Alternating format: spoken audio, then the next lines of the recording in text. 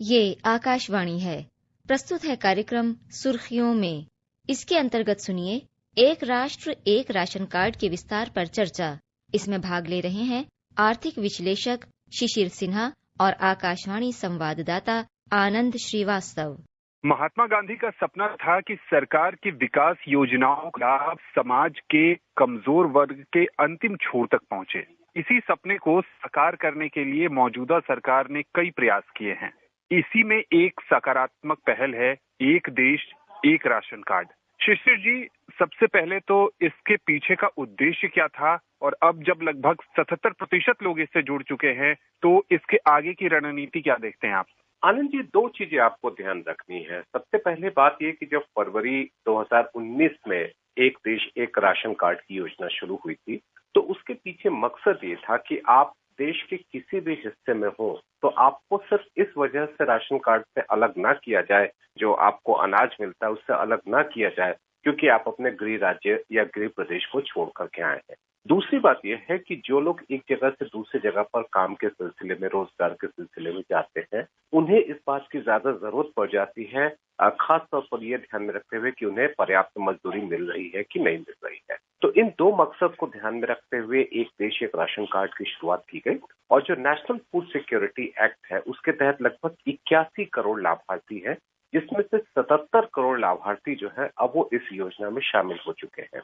ये संख्या का एक पहलू है। अगर आप दूसरी संख्या देखें तो देश में जिसको फेयर प्राइस राशन शॉप जो है उनकी संख्या लगभग 5,43,000 है और उसमें से आप देखेंगे कि लगभग 3,18,000 जो है वहां पर पॉस यानी कि जो पॉइंट ऑफ सेल्स मशीन है वो काम करती है। तो one nation one ration card या एक देश एक राशन कार्ड में ये बहुत महत्वपूर्ण होता है कि आपका जो पॉस मशीन है वो कितने राशन कार्ड पे काम कर रहा है। जब आप देखते हैं कि 5,43,000 राशन की दुकानों में से 3,18,000 पर वो काम कर रहा है, ये इस योजना को और बेहतर तरीके से अमल करने में मदद करता है। मुझे लगता है कि आज के समय में और खास तौर पे जब हमने जो महामारी का दौर देखा उस समय में जो महत्व है इसका, राशन का जो रियायती कीमतों पर राशन मिलता है या मुफ्त राशन दिया जाता है, उसका महत्व और भी बढ़ जाता है।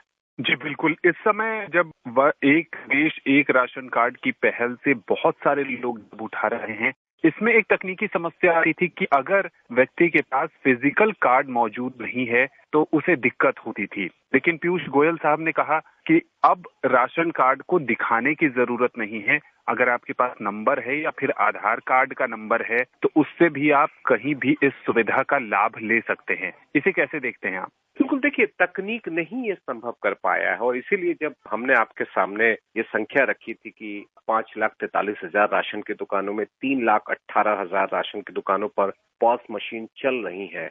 पॉस मशीन क्या है? पॉस मशीन आपकी तकनीक आधारित व्यवस्था है जिसमें आप बायोमेट्रिक्स के जरिए उस व्यक्ति की पहचान करते हैं जो लाभार्थी हो। तो आपके पास जरूरी नहीं है कि आपके पास एक फिजिकल पेपर हो या फिजिकल पासबुक टाइप का, जैसे हम लोग राशन कार्ड के नाम से जानते हैं, वो आपके पास उपलब्ध हो। आप यदि वहां पर आपके पास अपना आधार नंबर आपको पता है या आधार नंबर अगर आपके मोबाइल फोन में सेव किया हुआ है, अगर वो आप आधार नंबर बताते हैं तो आपकी सारी जानकारी वहां पर उपलब्ध हो जाएगी। ये भी पता चल सकेगा कि उस अमुक व्यक्ति को कितना राशन का अनाज दिया जाना है, पहले इसने कितना ले रखा है और अभी इसकी जो अर्हता है जिसको एलिजिबिलिटी कहते हैं वो कितनी बनती है। तो तकनीक के जरिए one nation one ration card को अमल करने में ज्यादा सफलता मिली है क्योंकि आपके लिए जो है वो फिजिकल राशन कार्ड को कैरी नहीं करना है।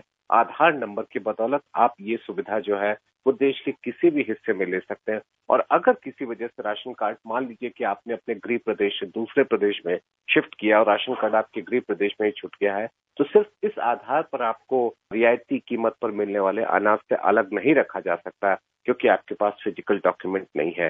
तो ये तकनीक की मदद से one nation one ration card की जो अवधारणा है वो और ज्यादा कामयाब होगी।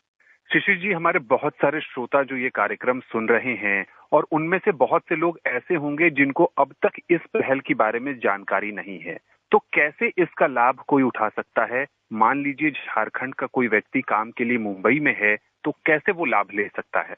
इसके लिए जो स्थानीय राशन के जो दफ्तर होते हैं, स्थानीय जो खाद्य विभाग के दफ्तर होते हैं, वहां से आप अपने राशन कार्ड को one nation one ration card पर कन्वर्ट करा सकते हैं। इसमें कोई बहुत बड़ी परेशानी जो है वो नहीं आती है और ना ही कोई आपको बहुत ज्यादा कागजी कार्रवाई करनी होती है। इसका मूल मकसद क्या है? मूल मकसद ये है कि आपको रियायती कीमत वाली अनाज मिलनी चाहिए। आप उसके योग्य हैं, आप उसकी अर्हता रखते हैं। बस ये है कि आप जहां पर हैं वहां पर जाने पर ये सुविधा मिलेगी कि नहीं। तो वो एक तरीके से आप समझ लीजिए कि एक व्यवस्था में आपको शामिल होना है और उस व्यवस्था में शामिल होने के लिए आपको जरूरी नहीं है कि आप जहां जा रहे हैं वहां का कोई एम्प्लॉयमेंट लेटर या जो आपको कोई नौकरी दे रहा है उसका कोई लेटर है या वहां का कोई आपको अलग से कोई एड्रेस प्रूफ चाहिए। एक सामान्य व्यवस्था में जाकर के आप आवेदन कर सकते हैं और उसकी बदौलत ये मिल सकता है। और कई मामलों में तो ऐसा भी हुआ है कि आपके पास जो राशन कार्ड उपलब्ध है, आप वहां जाते हैं जिस प्रदेश में आप रह रहे हैं और वो आपके गृह प्रदेश के इतर है, वो आसानी से होता है। दोनों विकल्प आपके पास जो है ये मौजूद है। आप अगर बदलवा लेते हैं तो अच्छा है, नहीं भी बदलवाते हैं तो इस आधार पर आपको इससे वंचित नहीं रखा जा सकता है।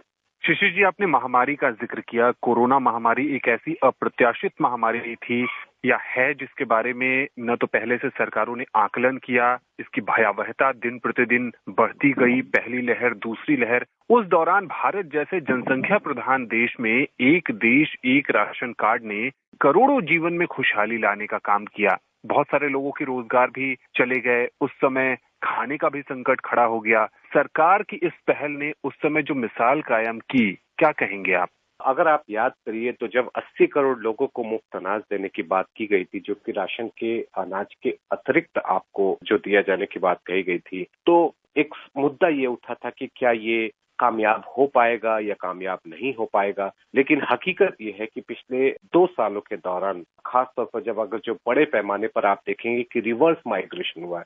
रिवर्स माइग्रेशन का मतलब हुआ कि जो लोग काम करने के लिए किसी और जगह पे गए थे और वापस अपने प्रदेश में वापस आ गए हैं, वहां पर उनके लिए इस तरह की व्यवस्था काफी मददगार साबित हुई। और दूसरी ओर जो लोग दूसरी जगहों पर काम कर रहे हैं, वहां पर उनके लिए रोजगार नहीं रहा, वहां पर उनके लिए तनख्वाह में कटौती कर दी गई, वहां पे उनके लिए मजदूरी में कटौती कर दी गई, वहां पर भी one nation one ration card जो है वो काफी मदद किया है। तो आप दोनों तरीके से देखिए, एक जो लोग वापस लौट आए उनके लिए किस तरीके से मदद किया है, और जो लोग वहां है मौजूद अपनी जगह से वापस नहीं लौटे वहां पर भी उनकी मदद की। तो दोनों ही परिस्थितियों में one nation one ration card का जो कंसेप्ट है और उसके साथ साथ जो मुफ्त राशन जो 80 करोड़ लोगों को दिया जाना था, उन दोनों ने मिलकर के इस महामारी के दौरान लोगों की बड़ी मदद की है।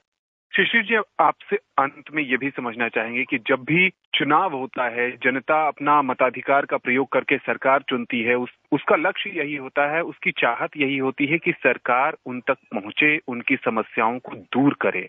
और एक सरकार के जनप्रतिनिधि होने के नाते भी जो प्रत्याशी होते हैं, जो सांसद होते हैं या विधानसभा के सदस्य होते हैं, वो भी चाहते हैं कि वो जनता से जुड़े रहें। क्या एक देश एक राशन कार्ड एक ऐसी पहल है जिससे सरकार और जनता के बीच का जो गैप है वो बहुत हद तक खत्म हो चुका है?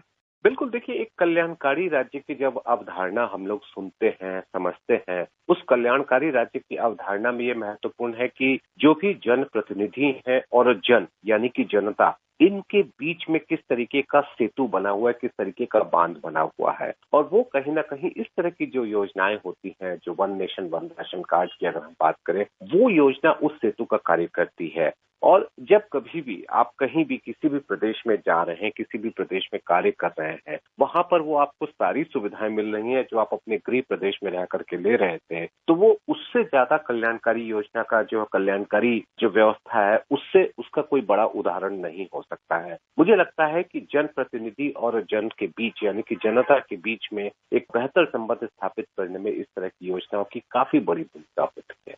शिशिर जी, आकाशवाणी के इस विशेष कार्यक्रम से बातचीत करने के लिए और विशेषज्ञ राय देने के लिए आपका बहुत बहुत शुक्रिया। धन्यवाद। अभी आप सुन रहे थे विशेष चर्चा, एक राष्ट्र एक राशन कार्ड के विस्तार पर चर्चा। इसमें भाग ले रहे थे आर्थिक विश्लेषक शिशिर सिन्हा और आकाशवाणी संवाददाता आनंद श्रीवास्तव। ये कार्यक्रम आकाशवाणी के समाचार सेवा प्रभाग द्वारा प्रस्तुत किया गया। इसे आप हमारे mobile app news on AIR और YouTube channel news on AIR official पर भी सुन सकते हैं। इस कार्यक्रम के संबंध में अपनी प्रतिक्रिया आप हमें ईमेल कर सकते हैं। पता है AIRNSDtalks@gmail.com। ये कार्यक्रम फिर से सुनने के लिए लॉग ऑन करें हमारी वेबसाइट newsonair.nic.in।